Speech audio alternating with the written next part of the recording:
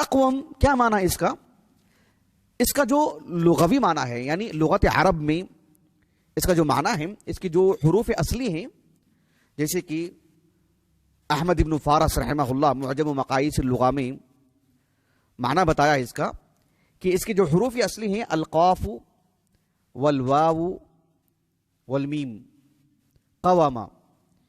اس کے بنیادی معنی آپ نے دو بتائے ہیں.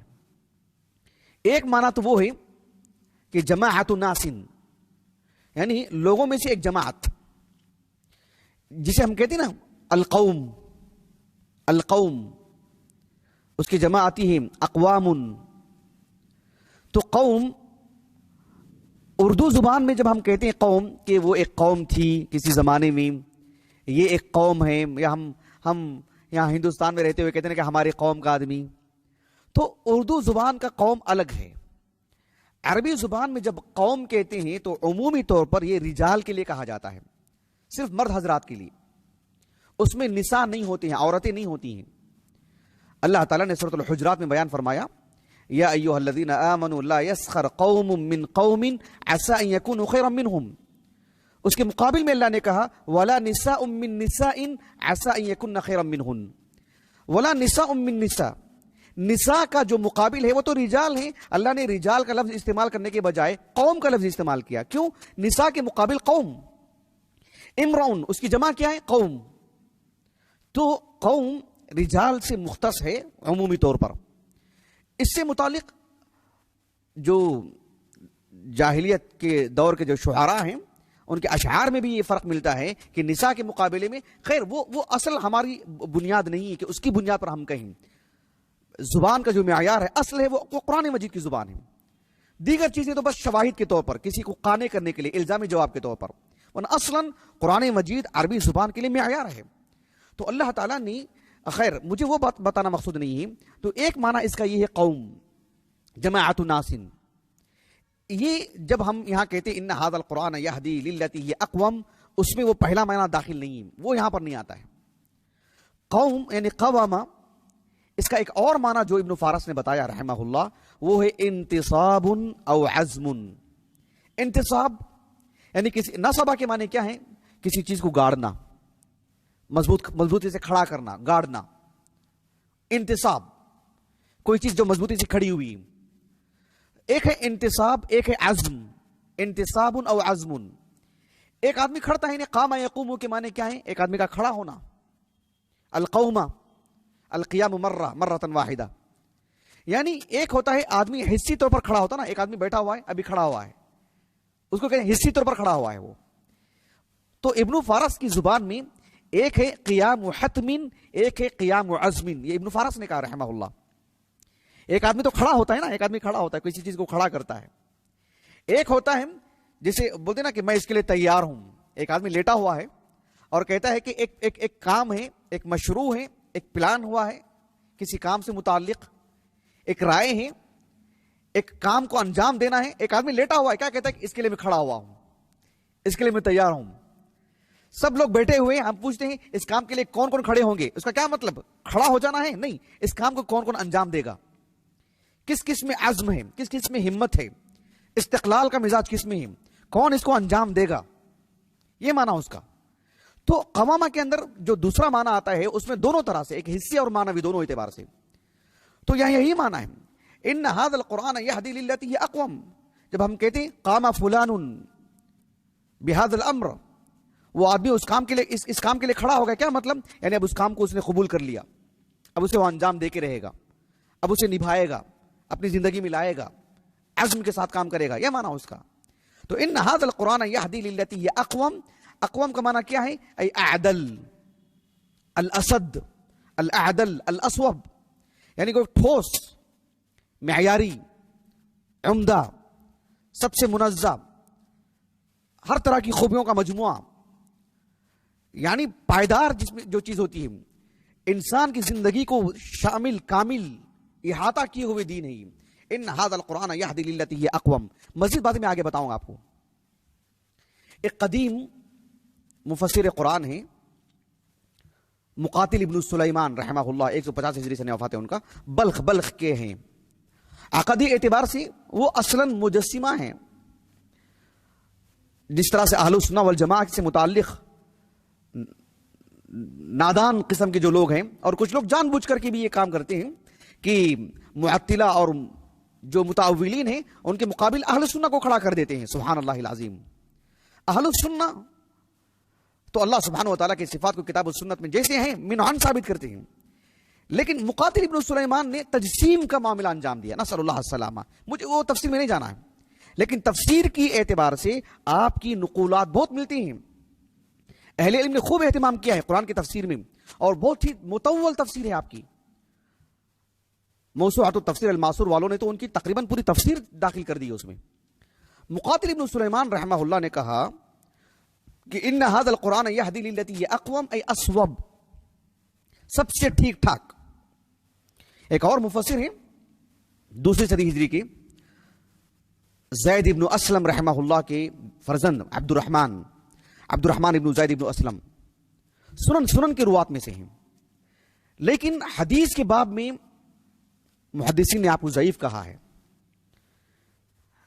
لیکن تفسیر سے متعلق اگر آپ دیکھیں گے تو آپ سے متعلق منقولات بہت ملتے ہیں. تفسیر ابن جریر الطبری کو اٹھا کے دیکھ لیجئے، تقریباً آیات کی تفسیر میں عبد الرحمن ابن زید ابن اسلم رحمہ اللہ کا قول اپنی سند سے وہ بیان کرتے ہیں. عبد الرحمن ابن زید ابن اسلم رحمہ اللہ نے کہا کہ ان ھذا القرآن یہدی للتی ہی اقوم، یعنی آپ کا لب لباب، آپ کے کہنے کا مقصود یہ ہے کہ اقوم، یہ اسم تفضیل ہے نا. اقوم اسم تفضیل میں ہوتا کیا ہے؟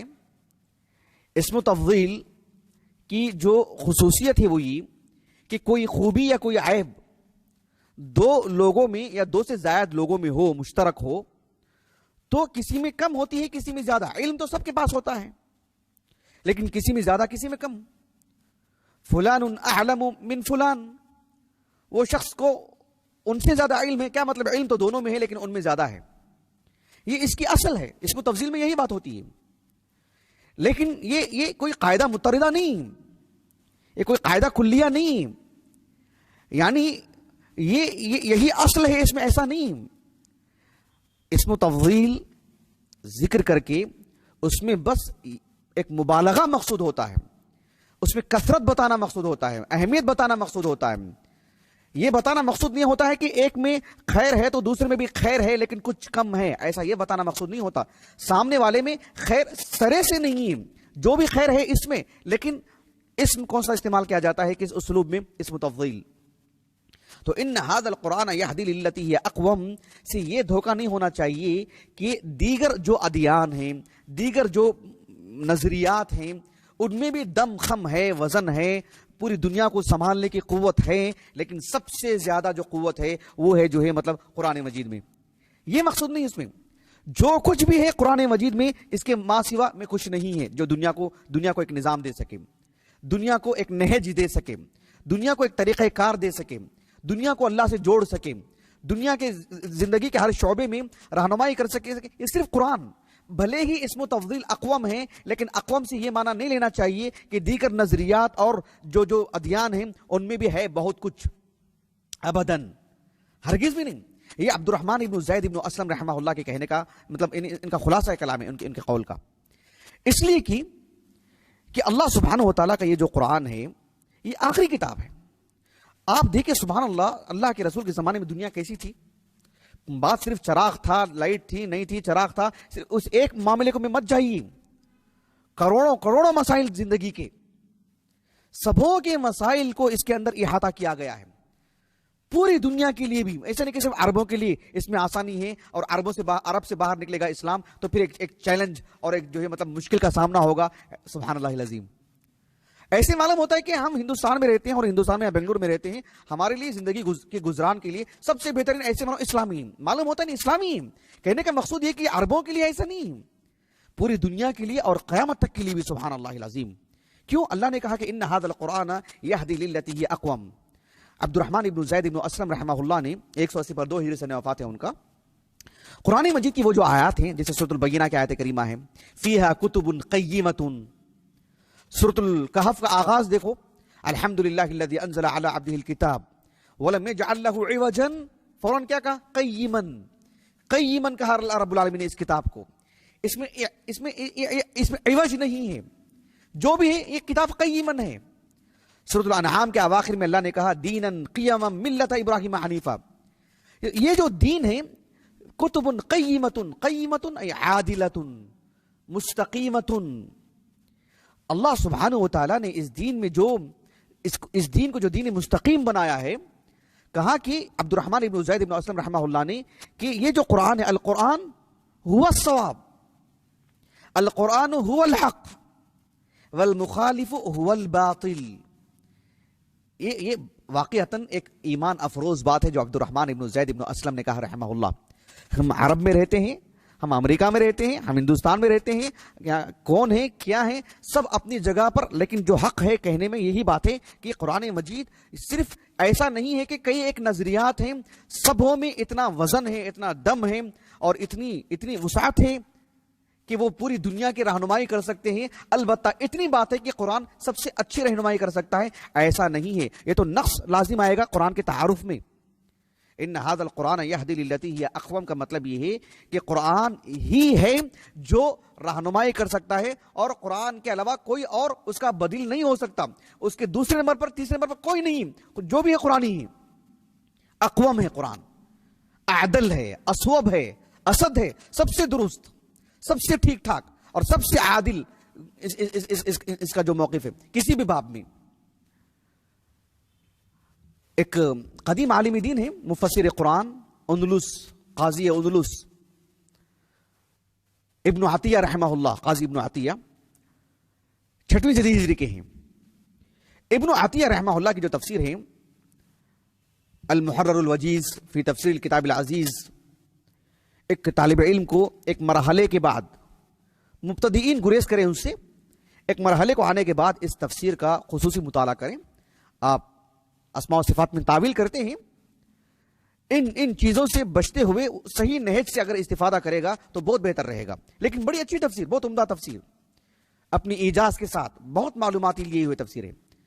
تو قاضی ابن عطیہ رحمہ اللہ نے اس آیت کریمہ کی تفسیر میں کہا کہ ان ھذا القرآن یہدی للتی ہی اقوم، مطلب یہ ہے کہ اقوام یعنی یہ جو قرآن مجید ہے، کہا کہ قرآن مجید اقوم ہے، اقوم من کل ما غایرہ. قرآن مجید کے مقابل دنیا میں جتنی بھی نظریات ہیں سبوں کے مقابلے میں یہ اقوم ہیں. اور صرف اتنا ہی نہیں کہا، قاضی ابن عطیہ رحمہ اللہ نے کہا فہی النہایۃ فی القوام. قرآن زندگی کے گزران کے لیے ایک ایک جز، ایک ایک شعبہ کے لیے جو رہنمائی کرتا ہے، اس میں اس کا پیغام غایت ہے، انتہا کو پہنچا ہوا ہے. جیسے کہتی ہیں نا الیہ المنتہا، محدثین کہتی ہیں نا کسی شخص کا نام لے کر کے، جیسے کہتے ہیں یعنی امام شعبہ کا نام لے کر کے الیہ المنتہا فی التثبت. تو الیہ المنتہا یعنی قرآن مجید ہی غایت ہے اس کی. قرآن مجید ہی مطلب آخری جو دائرہ ہو سکتا ہے اس کا، وہ قرآن مجید ہی. اس کے مقابل یا دوسرے نمبر پر وہ، تیسرے نمبر پر وہ، ایسا نہیں. فہی النہایۃ فی القوام، یہ واقعتاً دل کو چھو جانے والی بات ہے. میں اس کو مزید وسعت دے کے نہیں سمجھا پا رہا ہوں، لیکن جو قاضی ابن عطیہ کی بات ہے بہت مومنانہ بات، کہ قرآن مجید اقوام ہے، اقوام من کل ما غایرہ فہی النہایۃ فی القوام. حافظ ابن کثیر رحمہ اللہ نے اس آیت کریمہ کی تفسیر میں کہا کہ بِأَنَّهُ يَهْدِي لِأَقْوَمِ الطُّرُقِ وَأَوْضَحِ السُّبُلِ. یعنی آپ زندگی کے کسی بھی شعبے میں گفتگو کریں، زندگی کے کسی بھی جز میں. دیکھیں میں ایک مسلمان ہوں الحمدللہ، اور جو سن رہے ہیں وہ بھی مسلمان ہیں. ہم اپنی مذہب کی ایک بات کر کے اپنی پیٹھ تھپک لیں، وہ چیز نہیں ہے قرآن مجید میں. دنیا کے کسی بھی کونے میں کسی کی بھی حکومت ہو، کہیں بھی ہو، آپ کسی کا بھی سامنا کریں، کہیں بھی ہو، کوئی بھی معاملہ ہو، سب کے سامنے کہنے کی بات ہے یہ. اتنی عمدگی اس میں. ہم زندہ رہتے ہیں نہیں رہتے ہیں، ہم کو وقتی طور پر عزت ملتی ہے نہیں ملتی ہے، ہماری کوئی بات مانتا ہے نہیں مانتا ہے، لیکن یہ جو بات ہے اس میں واقعتاً اقوام ہے. اتنا وزن ہے اس میں کہ اس کو پیش کیا جائے، اس نظریے کو لوگوں کے سامنے رکھا جائے. ان ھذا القرآن یہدی للتی ہی اقوام. میری اپنی معلومات کے مطابق اس آیت کریمہ کی تفسیر میں جس عالم دین نے سب سے زیادہ طول دیا، متعدد مثالوں سے سمجھایا، ایک اعتبار سے ہم یہ کہہ سکتے ہیں کہ ایک طرح سے حق ادا کیا، وہ ہے شیخ محمد امین الشنقیطی رحمہ اللہ۔ یہ تفصیل طلب جو ہے موضوع ہے کہ شیخ امین الشنقیطی کون ہے۔ اللہ مجھے توفیق عطا فرمائے کہ شیخ امین الشنقیطی رحمہ اللہ کی شخصیت کو میں آپ کے سامنے رکھوں، خصوصاً بحیثیت ایک مفسر کے، کہ بحیثیت مفسر وہ کیسے تھے، بحیثیت مفسر ان کی زندگی کو میں آپ کو بتاؤں، واقعتاً حیرانی کی بات ہے۔ شیخ محمد امین الشنقیطی رحمہ اللہ کی جو تفسیر ہے اضواء البیان فی ایضاح القرآن بالقرآن، اس آیت کریمہ کی تفسیر میں آپ نے کہا کہ جمیع ما فی القرآن، جمیع ما فی القرآن من الہدی الی خیر الطرق واعدلها واصوبها۔ شیخ محمد امین الشنقیطی جن کا انتقال 1973 میں ہوا، آپ نے کہا کہ قرآن مجید جو بحیثیت ہدایت کی کتاب ہے، جہاں بھی قرآن اپنے آپ کو بحیثیت ایک ہدایت کی کتاب کے طور پر پیش کرتا ہے، اور جمیع ما فی القرآن من الہدی، قرآن مجید میں جس چیز کی بھی رہنمائی کی جا رہی ہے کہ بھئی یہ کرنا چاہیے، یہ نہیں کرنا چاہیے، اس کو ایسے کرنا چاہیے، اس وقت میں کرنا چاہیے، تو الی خیر الطرق، تو سب سے عمدہ طریق جو ہے قرآن وہ اسی کی رہنمائی کرتا ہے، سب سے عدل والا طریق، سب سے اسوب یعنی سب سے ٹھیک ٹھاک طریق، الاسد سب سے درست طریق کی طرف رہنمائی کرتا ہے، یعنی اس کے ہوتے ہوئے پھر کسی کی ضرورت نہیں رہ جاتی۔ جمیع ما فی القرآن من الہدی الی خیر الطرق واعدلها واصوبها، یہ شیخ امین الشنقیطی نے کہا رحمہ اللہ۔ شیخ امین الشنقیطی رحمہ اللہ نے بہت طول دیا، آپ نے کہا کہ عقائد کی بات کر لیجیے، آپ کا وہ عقیدہ، آپ کا وہ عقیدہ، آپ کا وہ عقیدہ، لیکن ایک شخص کہتا ہے کہ میں موحد ہوں، میں توحید پر قائم ہوں، تو دلائل کی روشنی میں جب، چاہے وہ دلائل عقلی ہو یا سمعی ہو، نصوص کی روشنی میں گفتگو کی جائے، یا انسان اپنی عقل استعمال کر کے فطرت پر قائم رہتے ہوئے کائنات پر نظر ڈالتے ہوئے اگر گفتگو کی جائے، تو وہ موحد ہی کا پلڑا بھاری رہے گا، وہی فائز ہوگا، وہی سب پر بھاری پڑے گا، وہ اسی کو فوقیت رہے گی۔ توحید سے متعلق جو بات ہے اسی کو سب کو تسلیم کرنا پڑے گا۔ ہاں ہم ایسا بھی نہیں ہے کہ آپ کا دین ٹھیک ہے اور ہمارا بھی ٹھیک ہے، ایسا نہیں، وہ باطل ہے سامنے کا، صاف لفظوں میں۔ جب توحید کی گفتگو ہوگی ان ھذا القرآن یہدی للتی ہی اقوم، جب وراثت کی گفتگو ہوگی، ایک نظام کہہ سکتا ہے کہ لڑکے کو اتنا ملنا چاہیے، لڑکی کو اتنا ملنا چاہیے، ماں کو اتنا، باپ کو اتنا، ان کی موجودگی میں ان کو اتنا، ان کے نہ ہونے پر ان کو اتنا، لیکن قرآن نے جو تفصیلات بیان کی ہیں، ان اللہ کان علیما حکیما، اللہ رب العالمین نے جب وراثت کے مسائل بیان کی تو اللہ نے کہا کہ ان اللہ بکل شیء علیم، سورۃ النساء کے اواخر میں، سورۃ النساء کے آغاز میں بھی جب وراثت کے مسائل بیان کیے، اللہ نے اپنے انہی اسماء الحسنی کا ذکر فرمایا، اللہ علیم ہے، کس کو کتنا ملنا چاہیے اللہ بہتر جانتے ہیں، کون کتنی حاجت رکھتا ہے اللہ بہتر جانتے ہیں، اور بس تھوپنے والی بات نہیں، اللہ کا ہر معاملہ حکیمانہ ہوتا ہے، ان اللہ کان علیما حکیما۔ کہنے کا مقصود یہ ہے وراثت کی جب بات آتی ہے، ذکور کو کتنا، اناث کو کتنا، لڑکوں کو کتنا، لڑکیوں کو کتنا، ماں کو کتنا، باپ کو کتنا، قرآن نے جو تفصیلات بیان کی ہیں، ان ھذا القرآن یہدی للتی ہی اقوم۔ تعدد الزواج کا مسئلہ ہے، کسی کو شادی نہیں کرنی ہے نہ کریں، کسی کو کرنی ہے اس کی حاجت ہے وہ اس کا مسئلہ ہے، لیکن ایک مسئلے کے تحت میں گفتگو کر رہا ہوں، ایک مسئلے کے تحت۔ ایک طرف جو یہ کی جاتی ہے کہ 4 شادیوں سے متعلق جو ایک طرح کی چھیڑ خانی ہوتی ہے، بد کلامی ہوتی ہے، شہوت پرستی کی جیسی گفتگو کی جاتی ہے، یا جو ہی کوئی 4 شادیوں کا ایک کوئی مطلب اسلامی تعلیمات سے ہٹ کر کے محض خواہشات کی تکمیل کا ایک ذریعہ سمجھتا ہے، لیکن قرآن نے اس کو جس ڈھنگ سے، جس تفصیل سے، جس طرح سے بیان کیا ہے، وہ سبھی معاملات میں، سبھی نظریات میں ان ھذا القرآن یہدی للتی ہی اقوم، قرآن کو اس معاملے کو بھی، اس ترتیب کو، اس تفصیل سے اگر سمجھیں گے تو یہی بات۔ طلاق کا معاملہ، خلا کا معاملہ، خلا کا حق جو ہے عورت رکھتی ہے، طلاق کا حق مرد رکھتا ہے، اگر آپ تفصیلات میں جا کے دیکھیں ان ھذا القرآن یہدی للتی ہی اقوم۔ اگر آپ حدود اور تعزیرات کی بات کرتے ہیں، جیسے ایک طرح کا ایک ذہن بنا کے رکھتے ہیں، چور کا ہاتھ کاٹا جائے گا، اس کے ساتھ زانی کو ایسا کیا جائے گا، لیکن اس میں جو تفصیلات ہیں، جو ترتیب ہے، جو معاملات ہیں، اس میں اگر اس کو تفصیل طلب، اس کو حق ادا کر کے اس کو پڑھا جائے، بتایا جائے، اور دیگر جو نظریات ہیں ان کے سامنے رکھا جائے، ان ھذا القرآن یہدی للتی ہی اقوم، قرآن کا معاملہ ہے، آپ نہیں قبول کرتے وہ آپ کا معاملہ ہے، لیکن بات اگر اس کی دیکھی جائے کہ کون سا جو ہے معاملہ سب سے منظم ہے اور سب سے مرتب ہے اور سب سے جو ہے مطلب قابل عمل ہے، انسان کی فطرت جسے قبول کرتی ہے، اور جس سے انسان کی عقل سلیم کہتی ہے کہ ہاں یہی درست ہے، وہ ہے ان ھذا القرآن یہدی للتی ہی اقوم۔ آپ چاہیں شادی کے معاملے کو لے لیجیے، عبادات کے معاملے کو لے لیجیے، معاملات کو لے لیجیے، کسی زندگی کے کسی بھی شعبے کو لے لیجیے، کیا کوئی بھی دین سامنے ایک کتابی شکل میں آ سکتا ہے؟ مذہبی طور پر اس معاملے میں ہمارا یہ موقف ہے، یہ ایک اور ٹھوس دلائل کی بنیاد پر، اور یہ ہندوستان والوں کے لیے بھی، خلیج کے لیے بھی، عرب کے لیے بھی، افریقی ممالک کے لیے بھی، یورپی ممالک کے لیے بھی، آسٹریلیا کے لیے بھی، اور پچھلے زمانے کے لیے بھی، اور قیامت تک کے لیے بھی ہے کوئی مذہب کتابی شکل میں آئے اور بتائے، رہنمائی کرے؟ نہیں۔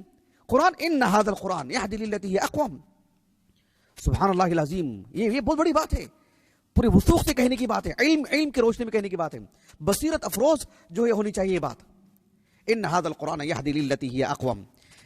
اسی لیے اہل علم کہتے ہیں کہ اقوم اس کو یعنی محض اس میں تفضیل کے زاویے میں نہیں سمجھنا چاہیے کہ دیگر نظام بھی ٹھیک ہیں، یہ قرآن کا جو نظام ہے، قرآن جو نظام سے مراد قرآن کا جو منہج ہے، قرآن جو تعلیم دیتا ہے وہ البتہ اقوم ہے، سب سے بہتر ہے، صرف اتنی بات نہیں، هو الحق والمخالف هو الباطل، اس نقطہ نظر سے سمجھنا چاہیے۔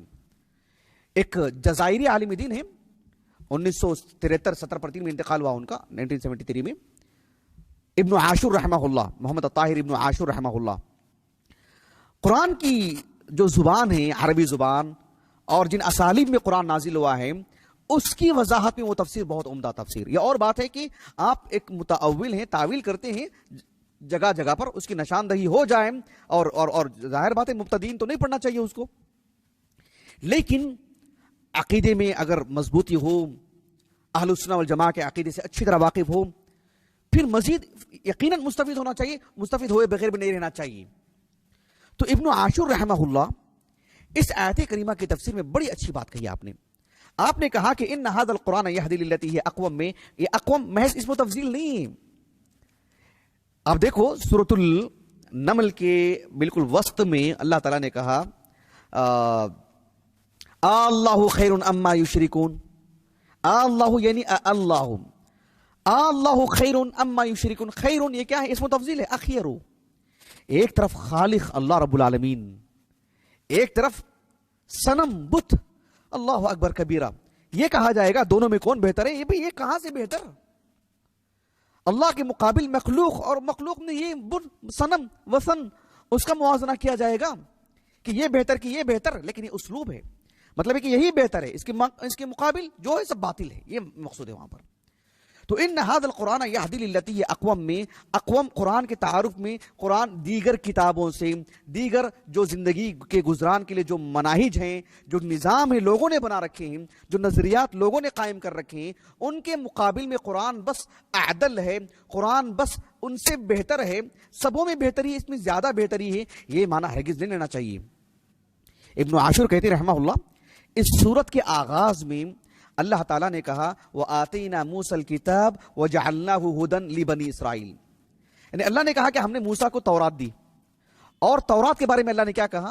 وَجَعَلْنَاهُ هُدًى لِبَنِي اسرائیل، ہم نے بنی اسرائیل کو اس کتاب کو کتاب ہدایت بنایا۔ اب غور کیجئے آپ، تورات پر ہمارا اجمالی ایمان ہے کہ وہ اللہ کی کتاب ہے، تورات اللہ کی کتاب ہے، اللہ نے اسے کتاب ہدایت بنایا ایک زمانے کے لیے، مخصوص افراد کے لیے، ایک آسمانی کتاب، ایک نبی کو دی گئی کتاب، وہ کتاب خود قرآن کے مقابل نہیں آ سکتی ہے، اس کا خود موازنہ قرآن سے نہیں ہو سکتا ہے، حالانکہ دونوں کتابیں اللہ کی ہیں، دونوں کتابیں اللہ کی۔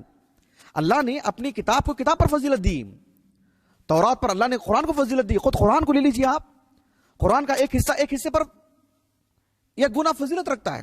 آیت الکرسی کی فضیلت دیکھ لیجیے، وہ بھی اللہ کا کلام ہے، سورۃ الاخلاص وہ بھی اللہ کا کلام ہے، سورۃ البقرہ، سورۃ الناس، سورۃ المؤمن، سورۃ الشورى، سب اللہ کا کلام ہے، کل کا کل قرآن، لیکن ایک حصے پر فضیلت رکھتا ہے۔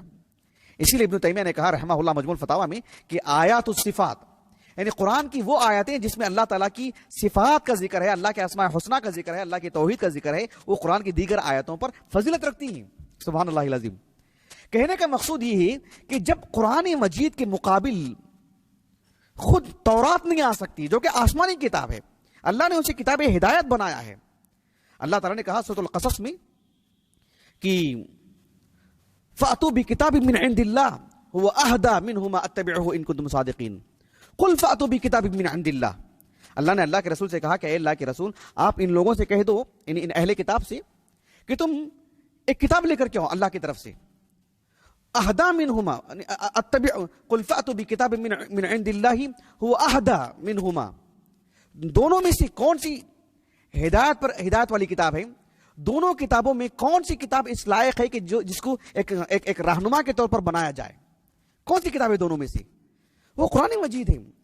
تو جب ایک تورات جو کہ اللہ کی کتاب ہے، ایک وقت کے لیے کتاب ہدایت تھی، وہ خود قرآن کی مقابل نہیں بن سکتی ہے، قرآن کے مقابل نہیں ذکر کی جا سکتی ہے، تو پھر دیگر سبحان اللہ انسانوں کا لکھا ہوا نظریہ، انسانوں کا بنایا ہوا قانون وہ اللہ کی کتاب کے مقابل کیا معنی رکھتا ہے بتائیے؟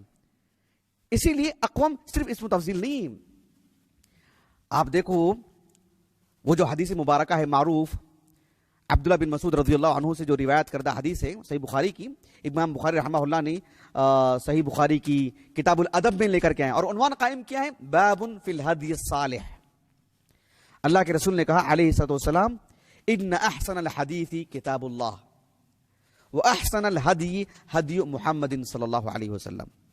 یہ اللہ کے رسول کے جملے ہیں صلی اللہ علیہ وسلم، صحیح بخاری کا حدیث ہے. تو احسن الحدیث